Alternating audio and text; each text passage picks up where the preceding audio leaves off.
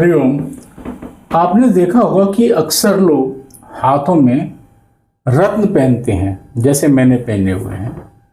और कुछ लोगों का इस पर एक टिप्पणी होती है कि अरे इन पत्थरों से क्या होता है। पहली बात तो आपको पत्थरों को और रत्न में फर्क करना होगा।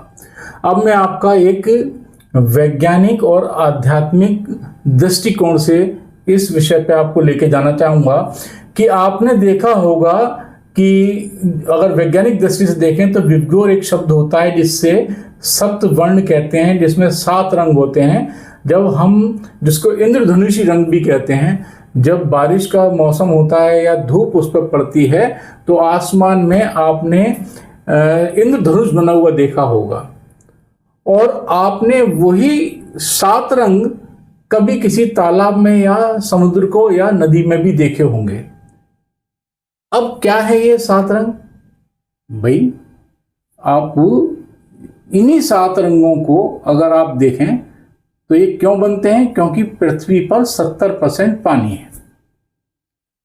उस पर जब सूर्य की रोशनी पड़ती है, बारिश के में बाष्पीकरण होता है, उसके बाद में ये पूरा एक प्रक्रिया है जो हमारे इंद्रधनुष बनाता है। ये ही हमारे शरीर के अंदर 70% पानी है, ये तो विज्ञान भी कहती है। अब क्या हो जाएगा रत्नों के पहनने से? लेकिन आपने देखा है कि जो रत्न हैं इनके भी रंग जो हैं वो 7 ही हैं, और वही रंग हैं जो कि इंद्रधनुष के रंग हैं, जो कि वारों के हिसाब से, दिनों के हिसाब से विभक्त हैं और उन्हीं के हिसाब से देवता हैं। जैसे मोती सफेद है, सोमवार को पहना जाता है। मूंगा जो है वो लाल सा है, लालिमा लिए हुए है, मंगल को पहना जाता है, मंगल उसका स्वामी है।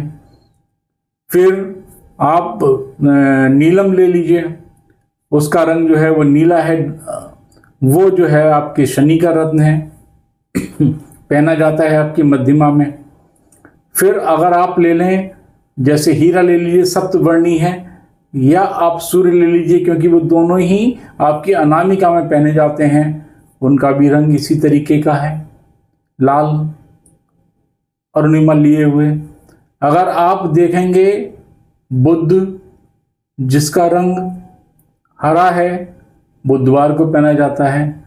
अगर आप देखें इनके देवताओं को, जैसे मोती का, पर्ल का चंद्रमा हो गया, और उसके बाद में मंगल, हनुमान जी या मंगल देवता हो गए, मूंगा। फिर आप देखेंगे बुध, पन्ना, बुधवार भगवान विष्णु। फिर आप देखेंगे बृहस्पति, उसका पुखराज, पीत पुखराज पीला रंग है, बृहस्पति देवता ब्रह्मा जी। फिर आप देखेंगे शुक्र, दुर्गे माँ का,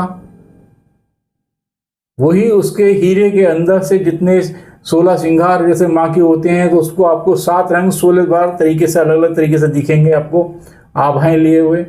और फिर अगर आप देखेंगे शनिवार का, तो उसके देवता जो हैं शनि देवता, वो भी आपका जो उसका रंग है वो नीला रंग है।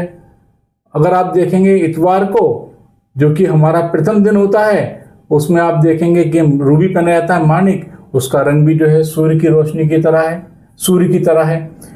अब जब इनके ऊपर हमारे शरीर में रोशनी सूर्य की पड़ती है तो आपकी शरीर के अंदर जिस रंग की निम्नता होती है वो उसको ऑब्जर्व कर लेता है। आपका जो है अंदर एक इंद्रधनुष का समन्वय हो जाता है। अब आप इसमें सवाल आएगा कि राहु केतु को क्या है? तो राहु को शनि का कहा जाता है कि ये शनि की तरह काम करता है, और मंगल को केतु को कहा जाता है कि मंगल की तरह काम करता है। दोनों उपग्रह हैं, ग्रह नहीं है, लेकिन उनके गुण जो है वो इन ग्रहों से मिलते हुए हैं। और आप उनके कलर भी देख लीजिए, रंग भी देख लीजिए। तो आपको किसी भी चीज को, ज्योतिष की या वैदिक की चीज, कोई भी अगर हमारा कोई नियम है या कोई चीज हम कर रहे हैं तो उसके पीछे एक वैज्ञानिक तथ्य है। तो वैज्ञानिक तथ्य को हम पहचानते नहीं हैं, उसकी गूढ़ता में न जाकर हम टिप्पणी कर देते हैं। इन टिप्पणियों से बचें, पहले सनातन को पहचानें, और फिर उसके बाद उसको माने और उसको वैज्ञानिकता की कसौटी पर कसें। आपकी जय हो, धर्म की जय हो, भारत माता की जय हो।